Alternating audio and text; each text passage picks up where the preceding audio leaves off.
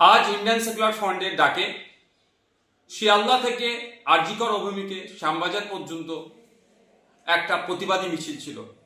আরজিকর কাণ্ডে ব্যর্থ এবং প্রিয়াঙ্কা হাসদার খুনিদের গ্রেফতার করতে ব্যর্থ, পুলিশি অরাজকতা, পুলিশি নির্যাতনের খুন, স্বাস্থ্য ব্যবস্থায় যে তলানিতে চলে গিয়েছে, আইন শৃঙ্খলা রক্ষা করতে ব্যর্থ রাজ্যের পুলিশ মন্ত্রী ও রাজ্যের স্বাস্থ্যমন্ত্রীর পদত্যাগের দাবি নিয়ে আমরা এক প্রতিবাদী মিছিলের ডাক দিয়েছিলাম।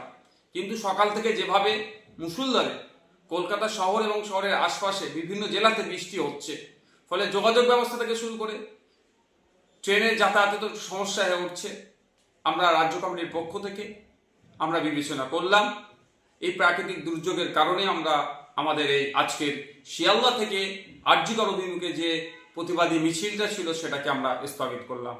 অতি শীঘ্রই পরবর্তী তারিখ আপনাদের জানিয়ে দেওয়া হবে।